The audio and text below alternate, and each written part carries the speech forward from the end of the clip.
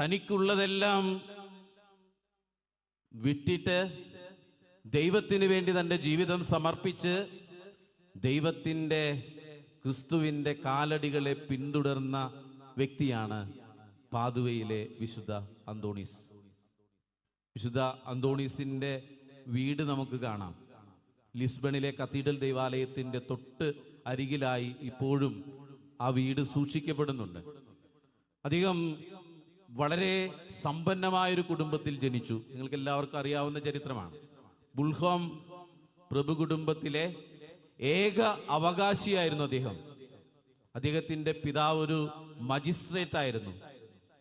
അദ്ദേഹം വളർന്നു വരുമ്പോൾ സാൻസിയ രാജകുമാരിയുമായി അദ്ദേഹത്തിന് വിവാഹ ആലോചന നടത്തി എന്ന് പറയുമ്പോൾ ആ കുടുംബത്തിൻ്റെ മഹത്വം വളരെ വ്യക്തമായി നമുക്ക് മനസ്സിലാകുന്നുണ്ട്. അങ്ങനെ സമ്പന്നതയുടെ നടുവിൽ ജീവിച്ച ഈ സമ്പത്തിൻ്റെ എല്ലാം അവകാശിയായ ഒരു മനുഷ്യനായിരുന്നു ഫെർണാണ്ടോ എന്ന് പറയുന്ന ആ ചെറുപ്പക്കാരൻ. 16 വയസ്സുള്ളപ്പോൾ അവൻ ദിവ്യബലിക്ക് പോകുന്ന അവൻ്റെ വീടിനടുത്തുള്ള ആശ്രമത്തിലെ ജോസഫ് എന്ന് പറയുന്ന ഒരു വൈദികൻ അവനോട് ചോദിക്കുന്നുണ്ട്, ദൈവം നൽകിയ ഈ ജീവിതം കൊണ്ട് നീ എന്തു ചെയ്യാൻ പോകുന്നു? ദൈവം നൽകിയ ഈ ജീവിതം കൊണ്ട് നീ എന്തു ചെയ്യാൻ പോകുന്നു? അവൻ അതേക്കുറിച്ച് ചിന്തിച്ചു. കാരണം ഒരുപാട് സ്വത്തുണ്ട്, എനിക്ക് ജീവിക്കാനൊരു വീട് വേണം, പക്ഷേ ഞാൻ ജീവിക്കുന്നത് പോലെയുള്ള ഒരു കൊട്ടാരം എനിക്ക് ആവശ്യമുണ്ടോ? അതുപോലെ തന്നെ ഒരുപാട് മണിമന്ദിരങ്ങൾ പണിതിട്ടിരിക്കുന്നു, ഇതൊക്കെ എൻ്റെ ജീവിതത്തിൽ എനിക്ക് ആവശ്യമുണ്ടോ? ഏക്കർ കണക്കിന് നിലങ്ങളും പറമ്പും ഒക്കെ എനിക്കുണ്ട്, ഇതെന്റെ ജീവിതത്തിൽ ആവശ്യമുണ്ടോ? അവൻ അതേക്കുറിച്ച് ചിന്തിച്ചു, മനസ്സിലിട്ട് ഈ ചോദ്യങ്ങൾ ഇങ്ങനെ മതിച്ചു. അവസാനം ഈ വലിയ കുടുംബത്തിന്റെ കോടിക്കണക്കിന് സ്വത്തിന്റെ അവകാശിയായ ഫെർണാണ്ടോ എന്ന് പറയുന്ന ചെറുപ്പക്കാരൻ ജീവിതത്തിൽ ഒരു തീരുമാനമെടുത്തു. ഞാൻ എൻ്റെ ജീവിതം ദൈവത്തിന് സമർപ്പിക്കുന്നു. ഒരു അഗസ്റ്റീനിയൻ സന്യാസിയാകാൻ അവൻ തീരുമാനിച്ചു. അഗസ്റ്റീനിയൻ സഭയിൽ ചേർന്നു. പിന്നീട് നമുക്ക് ചരിത്രം അറിയാം. അസീസിലെ വിശുദ്ധ ഫ്രാൻസിസിന്റെ ജീവിതത്താൽ ആകൃഷ്ടനായി അദ്ദേഹം പിന്നീട് ഒരു ഫ്രാൻസിസ്കൻ സന്യാസിയാവുകയും ആഫ്രിക്കയിൽ ഒരു മിഷണറി ആകണം എന്നുള്ള ചിന്തയോടുകൂടി ആഫ്രിക്കയിലേക്ക് പോവുകയും പക്ഷേ ദൈവിക പദ്ധതിക്ക് അനുസരിച്ച് അദ്ദേഹം പാദുവയിൽ എത്തിച്ചേരുകയും അങ്ങനെ പോർച്ചുഗലിൽ ജനിച്ച ആഫ്രിക്കയിൽ മിഷണറി ആകണമെന്ന് ആഗ്രഹിച്ച വ്യക്തി പിന്നീട് പാദുവയിലെ അന്തോണിയായി അറിയപ്പെടുകയും ചെയ്തു. തീർത്തും വിചിത്രമായ വ്യത്യസ്തമായ ജീവിതമാണ് പാദുവയിലെ വിശുദ്ധ അന്തോണീസിന്റെ ജീവിതം. പ്രിയപ്പെട്ടവരെ, ജീവിതത്തിന്റെ സമ്പന്നതകളെല്ലാം കൈവെള്ളയിൽ ഒതുങ്ങുന്ന ഒരു മനുഷ്യൻ, ഒരു ചെറുപ്പക്കാരൻ, അതെല്ലാം തൻ്റെ പ്രിയപ്പെട്ട ദൈവത്തിന് വേണ്ടി കൊടുക്കാൻ തയ്യാറായപ്പോൾ എന്താണ് സംഭവിച്ചത് എന്ന് ആമുഖത്തിൽ അഭിമന്യ പിതാവ് സൂചിപ്പിച്ചു. ദൈവത്തിന് വേണ്ടി ജീവിതം കൊടുക്കാൻ തയ്യാറായപ്പോൾ അത്ഭുതങ്ങൾ ഉണ്ടായി. ദൈവത്തിന് വേണ്ടി ജീവിതം സമർപ്പിക്കാൻ തയ്യാറായപ്പോൾ അത്ഭുതങ്ങൾ ഉണ്ടായി. കാരണം ലോകമറിയപ്പെടുന്ന ഏറ്റവും വലിയ ഒരു വചന പ്രഘോഷകനായി അദ്ദേഹം മാറി. 1946 12ാം പിയൂസ് പാപ്പ എവഞ്ചേലിക്കൽ ഡോക്ടർ, സുവിശേഷക വേദപാരംഗതൻ എന്ന് പറയുന്ന ആ വലിയ ഒരു അപദാനം അദ്ദേഹത്തിന് ചാർത്തി കൊടുത്തു. കാരണം എന്താണെന്ന് ചോദിച്ചാൽ അദ്ദേഹത്തിന്റെ പ്രസംഗങ്ങളിൽ ഉണ്ടായിരുന്ന വചനത്തിന്റെ വ്യക്തത, അദ്ദേഹം വചനം പറയുമ്പോഴുണ്ടായിരുന്ന തീഷ്ണത, അതിലുണ്ടായിരുന്ന ദൈവശാസ്ത്രം, ഇതെല്ലാം കണക്കിലെടുത്തുകൊണ്ടാണ് വേദപാരംഗതനായ അദ്ദേഹത്തെ എവഞ്ചേലിക്കൽ ഡോക്ടർ എന്ന് പറയുന്ന ആ വലിയ ഒരു പദവി ചാർത്തി കൊടുത്തത്. പ്രിയപ്പെട്ടവരെ, അഭിമന്യ പിതാവ് പറഞ്ഞതുപോലെ ദൈവവചനം കൊണ്ട് ജ്വലിച്ച് ദൈവത്തിന്റെ വചനം മനുഷ്യരുടെ ഇടയിൽ പ്രസംഗിച്ചുകൊണ്ട് തൻ്റെ ജീവിതം പൂർണ്ണമായി ദൈവത്തിന് വേണ്ടി സമർപ്പിച്ച് തൻ്റെ നാവ് പൊന്നാവാക്കി മാറ്റിയ വിശുദ്ധനാണ് നമ്മുടെ എല്ലാം പ്രിയപ്പെട്ട വിശുദ്ധ അന്തോണീസ്. ദൈവത്തിന് വേണ്ടി ഒരു മനുഷ്യൻ തൻ്റെ ജീവിതം കൊടുക്കാൻ തയ്യാറാകുമ്പോൾ സംഭവിക്കുന്ന അത്ഭുതങ്ങളുടെ പര്യായമാണ് അദ്ദേഹത്തിൻ്റെ ജീവിതം. ദൈവത്തിന് വേണ്ടി ഒരു മനുഷ്യൻ വില കൊടുക്കാൻ തയ്യാറാകുമ്പോൾ ദൈവം ആ മനുഷ്യനിൽ പ്രവർത്തിക്കുന്ന അത്ഭുതങ്ങളുടെ കൂടാരമാണ് വിശുദ്ധ അന്തോണീസിന്റെ ജീവിതം എന്ന് പറയുന്നത്. നമ്മളൊക്കെ ദൈവത്തിന് വേണ്ടി ജീവിതം സമർപ്പിക്കാൻ തയ്യാറാകുമ്പോൾ ഇന്നും അത്ഭുതങ്ങൾ നടക്കുന്നു. ഇന്നും ദൈവത്തിന് വേണ്ടി ജീവിതം സമർപ്പിക്കാൻ നാം തയ്യാറാകുമ്പോൾ അത്ഭുതങ്ങൾ നടക്കും.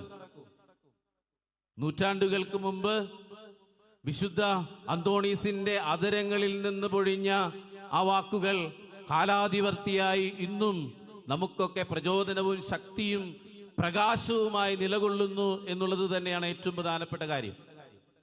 വർഷങ്ങൾക്കിപ്പുറവും അദ്ദേഹത്തിന്റെ വാക്കുകളും അദ്ദേഹത്തിന്റെ നാവിൽ നിന്ന് പുറപ്പെട്ട വചസ്സുകളും നമ്മളെല്ലാം പ്രചോദിപ്പിക്കുകയും ശക്തിപ്പെടുത്തുകയും ദൈവത്തിലേക്ക് നയിക്കുകയും ഒക്കെ ചെയ്യുന്നുണ്ട്.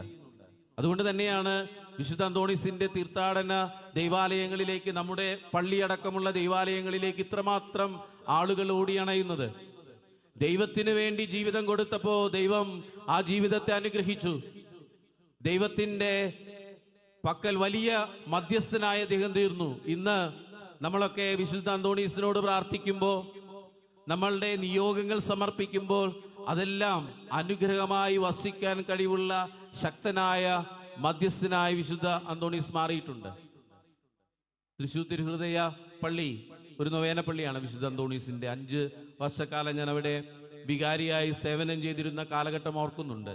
ഓരോ ദിവസവും 100 കണക്കിന് ആളുകൾ വന്ന് പ്രാർത്ഥിക്കുകയും 100 കണക്കിന് കൃതജ്ഞതാ പത്രികകൾ ലഭിക്കുകയും വിശുദ്ധന്റെ ആത്മീയ സാന്നിധ്യം അടയാളങ്ങളിലൂടെ സാക്ഷ്യപ്പെടുത്തുകയും ചെയ്യുന്ന ഒരുപാട് അനുഭവങ്ങൾ നേരിട്ട് കാണാൻ, വ്യക്തികളെ കാണാനൊക്കെ സാധിച്ചത് ഇന്നും അനുഗ്രഹത്തിന്റെ നിമിഷമായി തന്നെയാണ് മനസ്സിലാക്കുന്നത്.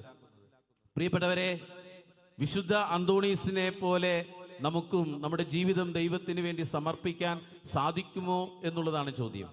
നമ്മുടെ ഓരോരുത്തരുടെയും നിയോഗങ്ങൾ വ്യത്യസ്തമാണ്. ഇന്ന് മനുഷ്യൻ ദൈവത്തിന് വേണ്ടി ജീവിക്കാതെ തൻ്റെ ഇഷ്ടങ്ങൾക്കനുസരിച്ച് ജീവിക്കാൻ സന്നദ്ധമാകുന്ന, അതിനുവേണ്ടി പരിശ്രമിക്കുന്ന ഒരു കാലഘട്ടമാണ്. നമ്മുടെ ഇഷ്ടങ്ങൾക്ക് ഒത്തവിധം ജീവിക്കാൻ നമ്മൾ പരിശ്രമിക്കുന്നു. വിശുദ്ധ അന്തോണീസ് ശ്രമിച്ചത് വലിയ സമ്പന്നതയുടെ നടുവിലും തൻ്റെ ജീവിതത്തെക്കുറിച്ചുള്ള ഇഷ്ടം മനസ്സിലാക്കി വിവേചിച്ചെറിഞ്ഞ് അതിനനുസരിച്ച് പ്രവർത്തിക്കാനുള്ള ആ വലിയ അനുഭവമായിരുന്നു അദ്ദേഹത്തിന്റെ ജീവിതമെങ്കിൽ നമ്മളൊക്കെ കടന്നു പോകുന്നത് ഏത് വഴിയിലൂടെയാണ്? മനുഷ്യനെ ഇത് നിയന്ത്രിക്കുന്നത് സമ്പത്താണെന്ന് പറയാറുണ്ട്. വിശുദ്ധ അന്തോണീസ് തന്നെ വളരെ സുന്ദരമായി സമ്പത്തിനെ കുറിച്ച് എഴുതിയിട്ടുണ്ട്. അദ്ദേഹം പറയുന്നുണ്ട്, സമ്പത്ത് എന്ന് പറയുന്നത് മുള്ളുകളാണ്. ജീവിതത്തിലെ സമ്പത്ത് എന്ന് പറയുന്നത് മുള്ളുകളാണ്. എന്നിട്ട് അദ്ദേഹം പറയുന്നു, ഈ മുള്ളുകൾ പലപ്പോഴും മുറിവുകൾ ഉണ്ടാക്കിക്കൊണ്ടിരിക്കുന്നു ജീവിതത്തിൽ. സമ്പത്ത് മുള്ളുകളാണ്, അത് ജീവിതത്തിൽ മുറിവുകൾ നമുക്ക് ഉണ്ടാക്കിക്കൊണ്ടിരിക്കുന്നു. എന്നിട്ട് അദ്ദേഹം പറയുന്നുണ്ട്, പ്രകൃതിയാ തന്നെ മനുഷ്യ ജീവിതത്തിന്റെ പ്രത്യേകത എന്ന് പറയുന്നത് മനുഷ്യൻ ദരിദ്രനാണ് എന്നുള്ളതാണ്. നഗ്നനായിട്ടാണ് ഒരു മനുഷ്യൻ ജനിക്കുന്നത്. അവൻ കടന്നു പോകുന്നതും മരിക്കുന്നതും ഒരു നഗ്നതയുടെ അനുഭവത്തിലേക്ക് തന്നെയാണ്. എന്നിട്ട് പറയുന്നുണ്ട്, എങ്ങനെയാണ് സമ്പന്നനുണ്ടാകുന്നത്? തിന്മകൾ പെരുകുന്ന അവസരത്തിലാണ് സമ്പന്നതയിലേക്കുള്ള വഴി തുറക്കുന്നത്. എന്നിട്ട് പറയുന്നുണ്ട്, സമ്പത്തിൽ നിന്ന് അകലം കാത്തു സൂക്ഷിക്കാൻ കഴിയുമ്പോൾ ജീവിതം സമാധാനത്തിന്റെ അനുഭവമാകും. ഇത് വിശുദ്ധ അന്തോണീസിന്റെ വാക്കുകളാണ്. നമ്മൾ സമ്പത്തിൽ നിന്ന് ഒരു അകലം കാത്തു സൂക്ഷിക്കാൻ കഴിയുമ്പോൾ ജീവിതത്തിൽ സമാധാനം നമുക്ക് കൈവരും എന്ന് അദ്ദേഹം പറയുന്നുണ്ട്. കാരണം തൻ്റെ വലിയ സമ്പത്ത് ഉപേക്ഷിച്ചുകൊണ്ട് ദൈവത്തിന് വേണ്ടി തൻ്റെ ജീവിതം പൂർണ്ണമായും സമർപ്പിച്ച വ്യക്തിയാണ് വിശുദ്ധ അന്തോണീസ്. നമ്മൾ പാപ്പാമാരുടെ സ്ഥാനാരോഹണത്തെ കുറിച്ച് വായിക്കുമ്പോൾ 9-ാം നൂറ്റാണ്ട് മുതൽ 20-ാം നൂറ്റാണ്ടിൻ്റെ ആ പകുതി കാലഘട്ടം വരെ, പോൾ 6-ാമൻ പാപ്പ മാർപ്പാപ്പയാകുന്ന കാലഘട്ടം വരെ മാർപ്പാപ്പമാർ തങ്ങളുടെ സ്ഥാനം ഏറ്റെടുക്കുന്ന സമയത്ത് ഒരു കിരീടധാരണ ചടങ്ങുണ്ടായിരുന്നു. ടിയാറ എന്ന് പറയുന്ന പല മടക്കുകളുള്ള വലിയ ഒരു കിരീടം സ്ഥാനം ഏറ്റെടുക്കുന്ന പാപ്പമാരുടെ ശിരസിൽ അണിയിക്കുന്ന ഒരു ചടങ്ങാണ്. അപ്പോൾ ടിയാര അണിയിക്കുന്ന സമയത്ത് ഒരു ധൂപപ്രാർത്ഥനയുണ്ട്. ആ സമയത്ത് പറയുന്ന ചില ലത്തീൻ വാചകങ്ങളുണ്ട്. അതിൻ്റെ മലയാളത്തിലുള്ള അർത്ഥം ഇതാണ്: പരിശുദ്ധ പിതാവേ, ഈ ലോകത്തിൻ്റെ ആർഭാടങ്ങളും ഈ ലോകത്തിൻ്റെ മഹത്വവും ഈ ലോകം നൽകുന്ന സ്ഥാനമാനങ്ങളും സമ്പത്തുമെല്ലാം ഈ ധൂപപടലം പോലെ ഇല്ലാതാകും. ഈ ലോകത്തിൻ്റെ എല്ലാ സമ്പത്തും സ്ഥാനമാനങ്ങളും ആർഭാടങ്ങളുമെല്ലാം ഈ ധൂപപടലം ഉയരുന്നത് പോലെ ഉയർന്നു പൊങ്ങി ഇല്ലാതാകും എന്ന് മാർപ്പാപ്പമാരെ ഓർമ്മിപ്പിക്കാറുണ്ട് ഈ ടിയാറ എന്ന് പറയുന്ന കിരീടധാരണ ചടങ്ങിൽ. പ്രിയപ്പെട്ടവരെ, നമ്മളൊക്കെ ഓർക്കേണ്ട ഒരു സംഗതിയാണിത്. ജീവിതത്തിൽ പണത്തിന്റെ പിന്നാലെ മനുഷ്യൻ പരക്കം പായുമ്പോൾ, ഈ പണം നേടുന്നതിന് വേണ്ടി വിവിധ തന്ത്രങ്ങൾ മെനയുമ്പോൾ നമ്മൾ ഈ ദിവസങ്ങളിലെല്ലാം കാണുന്നതാണ്. പകുതി വിലയ്ക്ക് സാധനം കൊടുക്കാം എന്ന് പറഞ്ഞ് 1000 കോടി രൂപയാണ് ഒരു മനുഷ്യൻ കൈക്കലാക്കിയത്. അതിനെക്കുറിച്ചുള്ള കേസുകളും മറ്റൊക്കെ നടക്കുകയാണ്.